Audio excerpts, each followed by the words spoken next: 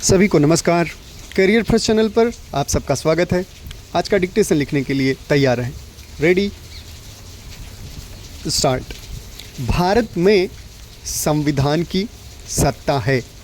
भारत का प्रत्येक नागरिक संविधान के प्रति निष्ठावान है, लेकिन कुछ समय से बहस चली है प्रधानमंत्री नरेंद्र मोदी चुनाव में भारी बहुमत लाकर संविधान बदल देंगे।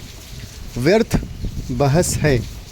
संविधान साधारण अभिलेख नहीं है, जड़ नहीं, गतिशील संस्था है। जन अपेक्षाओं के अनुरूप संविधान में संशोधन होते रहते हैं। अब तक लगभग 105 संशोधन हो चुके हैं। संविधान में ही संविधान संशोधन के स्पष्ट प्रावधान भी हैं। संविधान बदलने और संशोधन करने में मूलभूत अंतर है। संविधान संशोधन विषयक प्रावधान पर संविधान सभा में बहस चली थी। बहस में हिस्सा लेते हुए H.V. कामथ ने कहा था, संशोधन आखिरकार क्या है? संशोधन का अर्थ होता है संविधान में कुछ परिवर्तन, उसमें कुछ जोड़ना या उसका निरसन। लेकिन यहाँ संशोधन को लेकर तो कोई बहस ही नहीं, बल्कि संविधान बदलने या ख़त्म करने की हास्यास्पद बयानबाजी है। संशोधन प्रक्रिया को सरल बनाने की मांग की।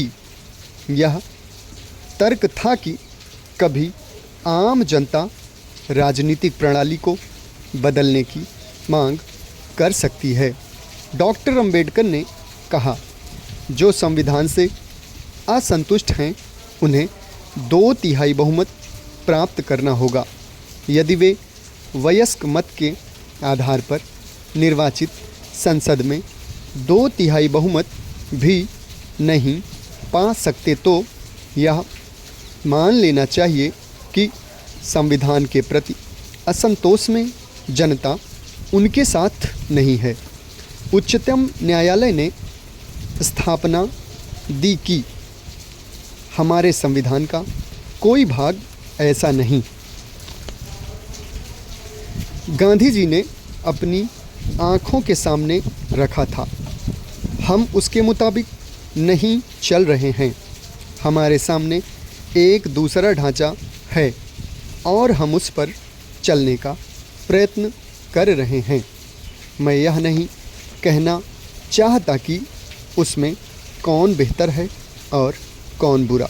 मैं तो इतना ही कह देना काफ़ी समझता हूँ कि हम जिस रास्ते पर चलकर आज आगे बढ़ना चाहते हैं, वह रास्ता वह नहीं जो हमें उस जगह ले जाए जहां गांधी जी हमको ले जाना चाहते थे। हम अगर उसके ठीक विपरीत रास्ते पर नहीं तो कम से कम कुछ अगल बगल या कुछ दूसरी तरफ तो ज़रूर जा रहे हैं। हो सकता है कि हमारी आँखें आहिस्ता आहिस्ता खुलें और फिर हम सीधे रास्ते पर आ जाएं। आज देश में जो रचनात्मक काम हो रहा है, उसकी मैं बड़ी कीमत इसलिए लगाता हूं कि फिर कभी हम उस रास्ते पर आ सकेंगे, और अगर हमने इस काम को भी छोड़ दिया तो फिर इधर लौटने की कोई उम्मीद नज़र नहीं आती। वैश्विक परिप्रेक्ष्य में आज बदलते विश्व के अनुरूप परिवर्तन की दरकार है। यही वह माध्यम है जिससे हम विश्व के अन्य देशों के साथ कदम ताल करके चलते हुए विकास पथ पर गतिमान बने रहेंगे। समाप्त। धन्यवाद।